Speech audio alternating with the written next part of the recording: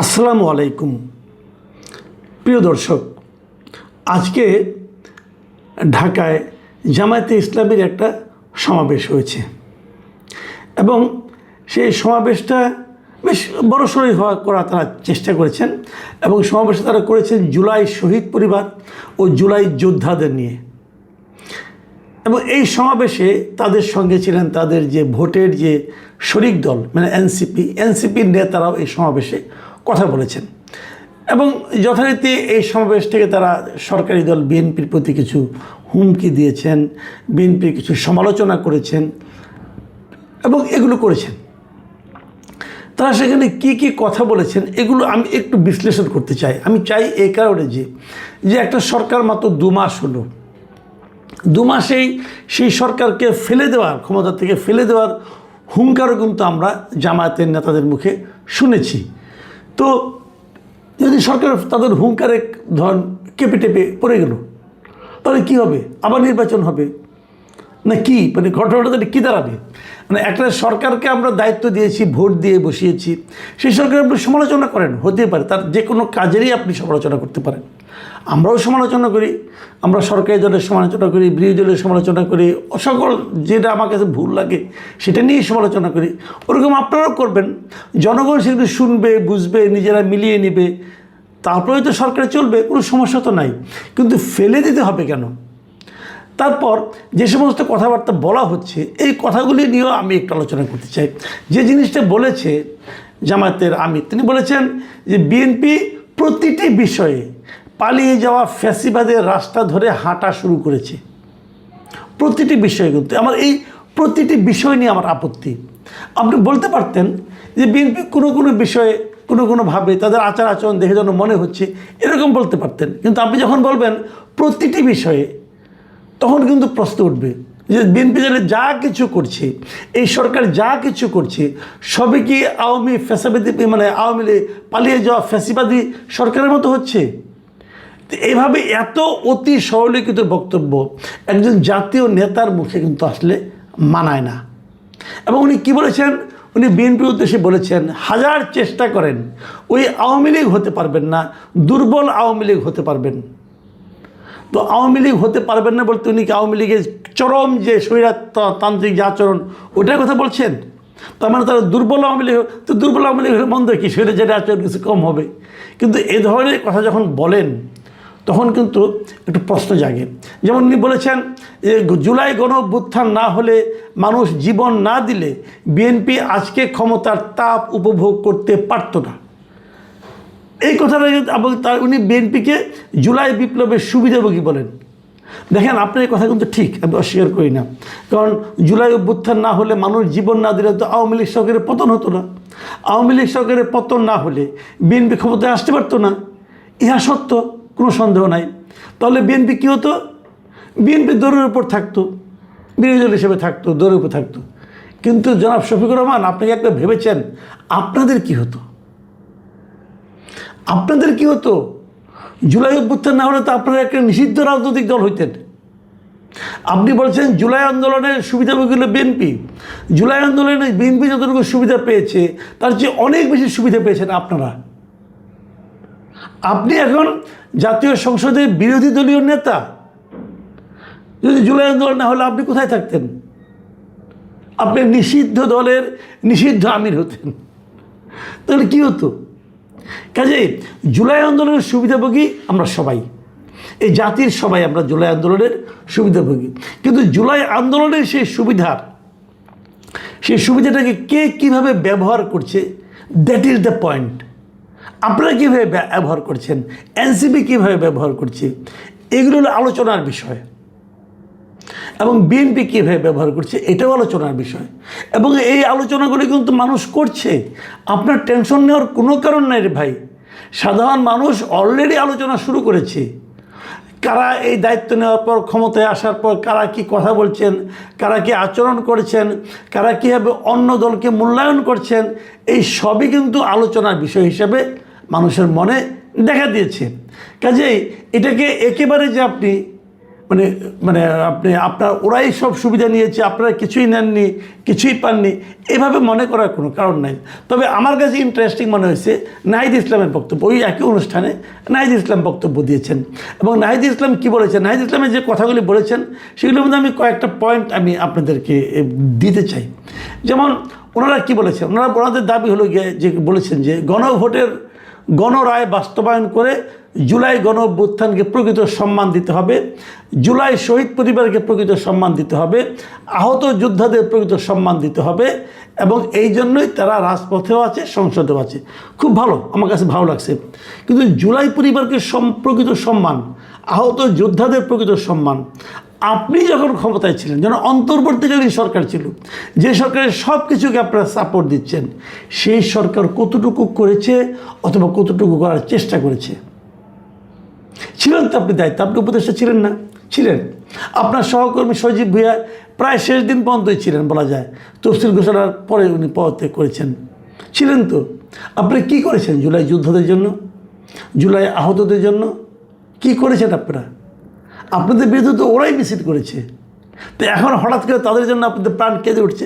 প্রাণ কেঁদে খারাপ না, কিন্তু আমি অবশ্যই মনে করি এই জুলাই যোদ্ধা যারা আছে তাদের সর্বোচ্চ চিকিৎসা সেবা দেওয়া উচিত। এবং এদের অনেকে এমনও আহত আছেন যাদের নাকি এই আহত অবস্থা আরও অনেক দিন বয়ে বেড়াতে হবে। ততদিন পর্যন্ত তারা যতদিন বেঁচে থাকবেন ততদিন পর্যন্ত তাদের সর্বোচ্চ চিকিৎসা সেবা নিশ্চিত করা উচিত। যেমন আমরা যুদ্ধাহত মুক্তিযোদ্ধাদের জন্য করেছিলাম, তেমনিভাবে এদের জন্য করা উচিত।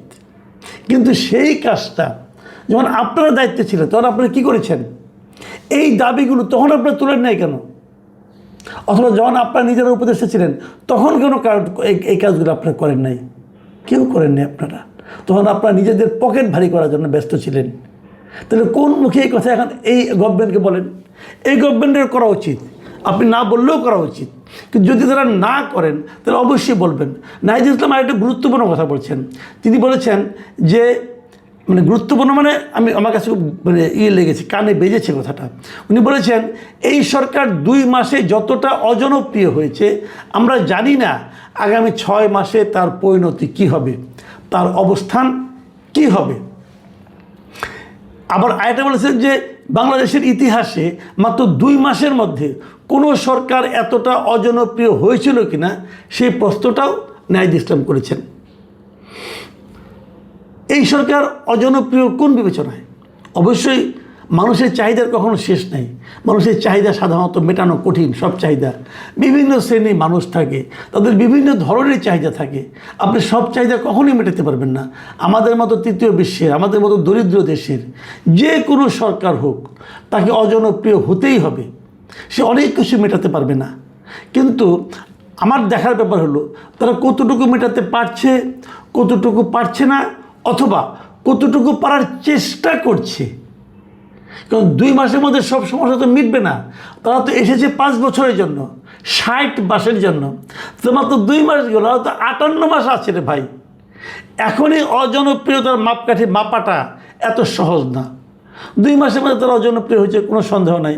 আপনি বলেন যে ইতিহাসে কোনো ছিল না, আরে ভাই অন্তর্বর্তীকালীন সরকারও তো 10 দিনের মধ্যে অজনপ্রিয় হয়ে যাচ্ছিল। যখন তারা এই সমস্ত অথর্ব লোকগুলিকে এনে উপদেষ্টা বানিয়েছে, কিছু বুড়া আর কিছু ছোড়া আপনাদের মতো কিছু লোকজন, ইয়াং নবিশ লোকজনকে নিয়ে যখন উপদেষ্টা বানিয়েছে, তখনই তো লোকজন বলছে যে এই গভর্নমেন্ট গন কেস। আমি নিজে প্রথম দিনই বলেছি যে কতগুলি অথর্ব লোককে আনছেন আপনারা, এগুলো তো নড়তে চড়তেই পারে না, এটা কখন কাজ করবে। আর কতগুলি ইয়াং পোলা বানাচ্ছেন, এতে তো কোনো অভিজ্ঞতাই নেই। এবং তাই হয়েছে। আপনারা ইতিহাসের খাতায় নাম লিখিয়েছেন। আমি বলবো যে বাংলাদেশের ইতিহাসে এত কম বয়সে এত দুর্নীতি মনে হয় আর কেউ করে না, যা নাকি আপনাদের সহকর্মীরা করেছে। তো অজনপ্রিয়তা আপনারা তখনই হয়ে গেছেন। কাকে খোঁজ দিচ্ছেন আপনারা? দেখুন, আমি এখন একটা কথা বলি, যেটা বলে আমি আলোচনাটা শেষ করতে চাই। সেটা হলো গণভোটের গণরায় বাস্তবায়নের কথা বলেছেন। গণভোট জিনিসটা আমি মনে করি ইউনূস সরকার এই জাতির উপর চাপিয়ে দিয়েছিল। ডক্টর আলী রিয়াজের প্ররোচনায় ডক্টর ইউনূস এই দেশে এই জাতির উপর গণভোট চাপিয়ে দিয়েছিল, যেটা ছিল সম্পূর্ণভাবে একটা বেআইনি এবং অবৈধ কাজ। কথা পরিষ্কার। গণভোটকে কোনোভাবে আপনি জাস্টিফাই করতে পারবেন না, কোনোভাবে না। গণভোটের রায় মানতে গেলে পরবর্তী সময়ে এটা নিয়ে সংসদে এবং উচ্চ আদালতে প্রশ্ন উঠতে পারত। মনে রাখবেন, সংবিধান আপনি সবসময় হয়তো মানবেন না, মানেন না, এগুলি বলে আপনি বলবেন যে বিপ্লব মানে সংবিধান মানলে অভ্যুত্থান হতো না, গণ আন্দোলন করা যেত না, এগুলি সবই ঠিক আছে। কিন্তু আপনি যদি এমন একটা প্রক্রিয়ায় সংবিধানকে চেঞ্জ করেন, সুপ্রিম কোর্ট হচ্ছে সংবিধানের গার্ডিয়ান, সুপ্রিম কোর্টে যদি কেউ প্রশ্ন করে সংবিধানকে কি এভাবে চেঞ্জ করা যায়, যদি সুপ্রিম কোর্ট বলে করা যায় না, আজ হোক কাল হোক 10 বছর পরে হোক, এই প্রসঙ্গটা কিন্তু সুপ্রিম কোর্টে উঠতে পারে। তো সুপ্রিম কোর্ট কী বলবে যে এই প্রক্রিয়া গণভোট আবার কি? গণভোট তো আমাদের সংবিধানে নাই, এবং গণভোটের ব্যাপারে এটা অধ্যাদেশে জারি করা যায় না। রাষ্ট্রপতি যে গণভোটের অধ্যাদেশ জারি করেছে এটাও তো রাষ্ট্রপতির এখতিয়ার বহির্ভূত, সেটা পারে না করতে। সংবিধানের 93 অনুচ্ছেদের কথা বলেন, তারপরে ওখানে পড়ে দেখেন, সেটা পারে না। তো সেক্ষেত্রে একটা অবৈধ পদ্ধতি, অবৈধ একটা সিস্টেমের মাধ্যমে, সিস্টেমকে পুঁজি করে আপনি একটা গণভোটের রায় নিয়েছেন, নিয়ে বলছেন যে হয়ে গেছে, এখন এটা এইভাবে করতে হবে। ভাই এত সহজ তো না। আমি আরেকটা কথা বলে শেষ করি, একটা কথা মাথায় রাখবেন, 3টা জিনিস ভাই। 1 নম্বর হলো যে গণ অভ্যুত্থান যেটা হয়েছিল, যে গণ আন্দোলনের কারণে হাসিনা সরকারের পতন হয়েছিল, সেই গণ আন্দোলন এবং ইউনূস সরকারের সংস্কার কর্মকাণ্ড আলী রিয়াজের নেতৃত্বে, এবং সবশেষ জুলাই সনদ, এই 3টা জিনিসকে সমার্থক মনে করার কোনো কারণ নাই। 3 জিনিস। যখন জুলাই আন্দোলন হয় তখন কিন্তু সংস্কার নিয়ে কোনো আলোচনা একবারের জন্য কেউ হয় নাই। সংস্কারের প্রসঙ্গটা আসছে হাসিনা সরকারের পতনের পর। তার সঙ্গে এই কয়েকজন নেতৃবৃন্দের সম্পর্ক আছে, এবং এই সংস্কার কর্মকাণ্ড যারা পরিচালনা করেছে তাদের সঙ্গে আবার জুলাই গণ অভ্যুত্থানের কোনো সম্পর্ক ছিল না। এমনকি ডক্টর ইউনূস তো ছিলই না। ডক্টর আলী রিয়াজকে এই আন্দোলনে ছিল, ডক্টর ইউনূস ছিল, ডক্টর ইউনূসের বিখ্যাত উপদেষ্টা নূরজাহান বেগম ছিল, আলী ইমাম মজুমদারের কোনো ভূমিকা ছিল? কারো কোনো ভূমিকা ছিল না। এরা হলো সুবিধাভোগী। এই যে রিজওয়ান হাসান, তার কোনো ভূমিকা ছিল? এরা হলো সুবিধাভোগী।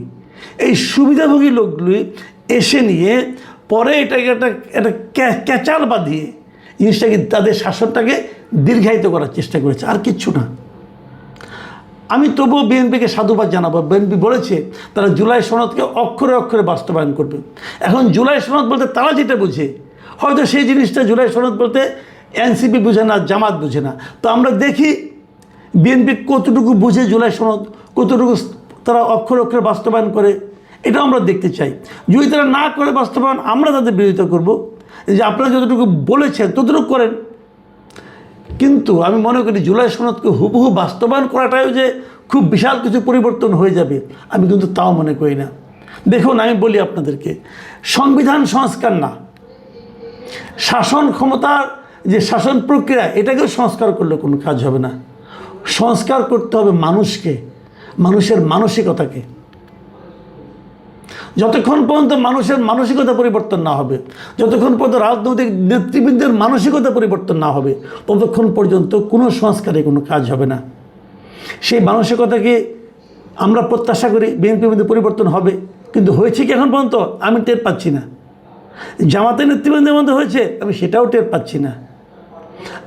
আর এনসিপি নেতৃবৃন্দের মধ্যে আমার তাও মনে হয় না।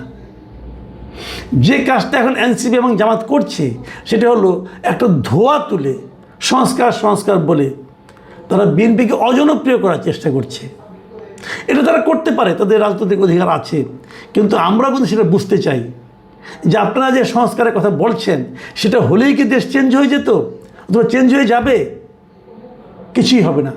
আপনার একটা নির্বাচিত সরকারের উপর আপনি একটা অনির্বাচিত কতগুলি ভাড়াটে বুদ্ধিজীবী এবং কতগুলি মতলববাজ লোকের তৈরি করা একটা সনদ চাপিয়ে দিতে পারেন না। প্রিয় দর্শক, এটা নিয়ে আমি মনে করি আরও বিস্তারিত আলোচনা হওয়া দরকার আছে। আমরা এর পরে আবারও কথা বলবো ইনশাল্লাহ। এখন এ পর্যন্তই। আল্লাহ হাফেজ।